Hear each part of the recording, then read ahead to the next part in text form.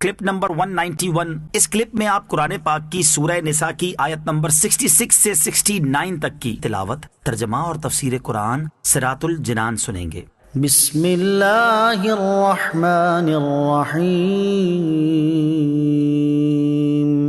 ترجمہ، اللہ کے نام سے شروع جو نہایت مہربان رحمت والا ہے۔ وَلَوْ أَنَّا كَتَبْنَا عَلَيْهِمْ أَنِ اقْتُلُوا أَنفُسَكُمْ أَوِ اخْرُجُوا مِنْ دِيَارِكُمْ مَا فَعَلُوهُ إِلَّا قَلِيلٌ مِّنْهُمْ وَلَوْ أَنَّهُمْ فَعَلُوا مَا يُوعظُونَ بِهِ لَكَانَ خَيْرًا لَهُمْ وَأَشَدَّ تَثْبِيتًا وَإِذًا لَّآتَيْنَاهُم مِّن لَّدُنَّا أَجْرًا عَظِيمًا وَلَهَدَيْنَاهُمْ صِرَاطًا مُسْتَقِيمًا۔ ترجمہ، اور اگر ہم ان پر فرض کر دیتے کہ اپنے آپ کو قتل کر دو یا اپنے گھر بار چھوڑ کر نکل جاؤ تو ان میں تھوڑے ہی ایسا کرتے، اور اگر وہ ہر وہ کام کر لیتے جس کی انہیں نصیحت کی جاتی ہے تو ان کے لیے بہت بہتر اور ثابت قدمی کا ذریعہ ہوتا، اور ایسا ہوتا تو ہم ضرور انہیں اپنے پاس سے بہت بڑا ثواب عطا فرماتے اور ہم انہیں ضرور سیدھے راستے کی ہدایت دیتے۔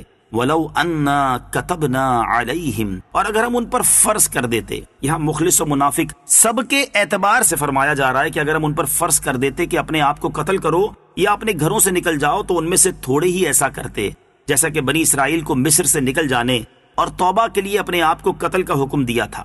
اس آیت کا شان نزول کچھ اس طرح ہے کہ حضرت ثابت بن قیس بن شماس رضی اللہ تعالیٰ عنہ سے ایک یہودی نے کہا کہ اللہ عز و جل نے ہم پر خود کو قتل کرنا اور گھر بار چھوڑنا فرض کیا تھا، ہم اس کو بجا لائے تھے۔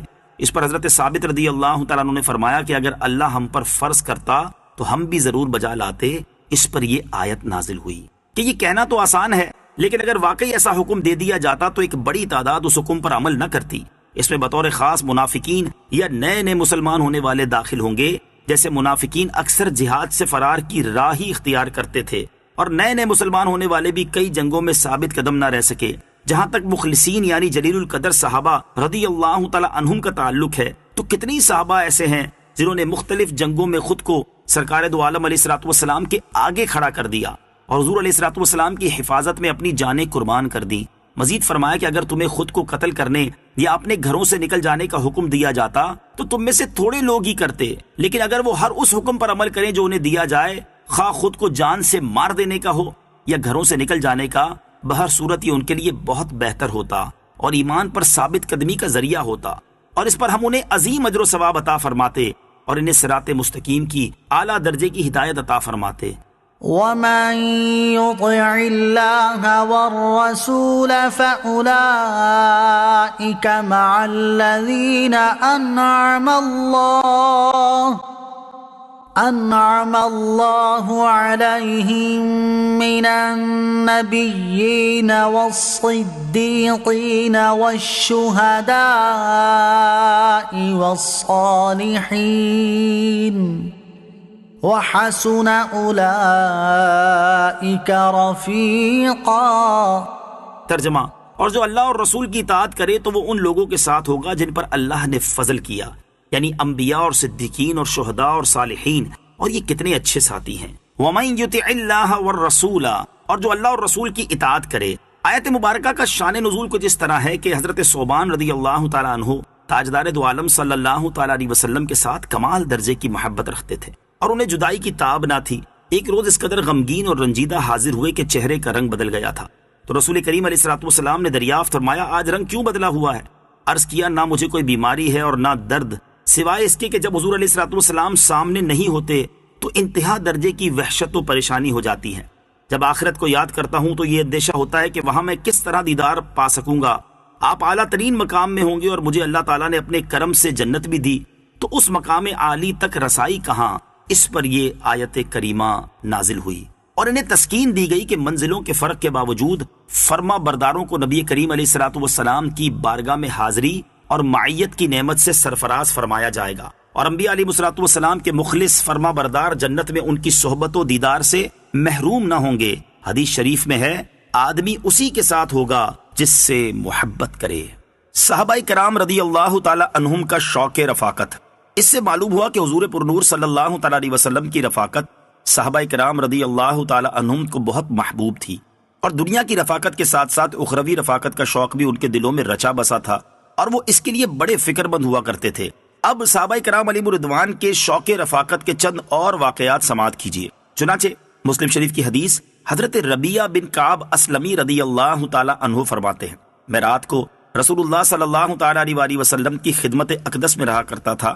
آپ علیہ الصلوۃ والسلام کے وضو کے لیے پانی لایا کرتا اور دیگر خدمت بھی بجا لایا کرتا تھا۔ ایک روز آپ علیہ الصلوۃ والسلام نے مجھ سے فرمایا، سل، مانگو۔ میں نے عرض کیا، اسألک مرافقتک فی الجنہ، میں آپ علیہ الصلوۃ والسلام سے جنت میں آپ کا ساتھ مانگتا ہوں۔ آپ علیہ الصلوۃ والسلام نے ارشاد فرمایا، اس کے علاوہ اور کچھ؟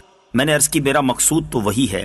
آپ علیہ الصلوۃ والسلام نے فرمایا، تو پھر زیادہ سجدے کر کے اپنے معاملے میں میری مدد کرو۔ جنگ احد کے موقع پر حضرت ام عمارہ رضی اللہ تعالی عنہا نے عرض کی، یا رسول اللہ صلی اللہ تعالی علیہ وآلہ وسلم، آپ دعا فرمائیے کہ اللہ تعالی ہم لوگوں کو جنت میں آپ صلی اللہ تعالی علیہ وسلم کی خدمت گزاری کا شرف عطا فرمائے۔ اس وقت آپ علیہ الصلوۃ والسلام نے ان کے لیے اور ان کے شوہر اور ان کے بیٹوں کے لیے اس طرح دعا فرمائی، اللهم اجعلهم رفقائي في الجنة، یا اللہ عز و جل ان سب کو جنت میں میرا رفیق بنا دے۔ حضرت ام عمارہ رضی اللہ تعالی عنہا زندگی بھر علانیہ یہ کہتی رہیں کہ رسول اللہ صلی اللہ تعالی علیہ وسلم کی اس دعا کے بعد دنیا میں بڑی سے بڑی مصیبت مجھ پر آ جائے تو مجھ کو اس کی کوئی پرواہ نہیں ہے۔ عاشقوں کے امام حضرت بلال رضی اللہ تعالیٰ عنہ کی وفات کا وقت قریب آیا تو ان کی زوجہ شدت غم سے فرمانے لگی، ہائے غم۔ آپ رضی اللہ تعالیٰ عنہ نے فرمایا، واہ، بڑی خوشی کی بات ہے کہ کل ہم اپنے محبوب آقا صلی اللہ تعالیٰ علیہ وآلہ وسلم اور ان کے اصحاب رضی اللہ تعالیٰ عنہم سے ملاقات کریں گے۔ ایک جنگ کے موقع پر حضرت عمار بن یاسر رضی اللہ تعالیٰ عنہ نے حضرت ہاشم بن عتبہ رضی اللہ تعالیٰ عنہ سے فرمایا، اے ہاشم، تم جنت سے بھاگتے ہو، حالانکہ جنت تو تلواروں کے سائے میں ہے۔ آج میں اپنی محبوب ترین ہستیوں محمد مصطفیٰ صلی اللہ تعالیٰ علیہ وسلم اور ان کے ساتھیوں سے ملاقات کروں گا۔ چنانچہ اسی جنگ میں آپ رضی اللہ تعالیٰ عنہ نے شہادت پائی۔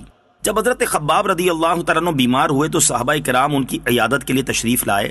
جب انہوں نے دیکھا کہ یہ اسی مرض میں وفات پا جائیں گے تو فرمایا، تم خوش ہو جاؤ، کل تم محبوب ترین ہستی محمد مصطفیٰ صلی اللہ تعالیٰ علیہ وسلم اور ان کے صحابہ سے ملاقات کرو گے۔ اللہ تعالیٰ ان مقدس ہستیوں کے شوق رفاقت کے صدقے ہمیں بھی اپنے حبیب صلی اللہ تعالیٰ علیہ وسلم کی قبر و حشر اور جنت میں رفاقت نصیب فرمائے، آمین۔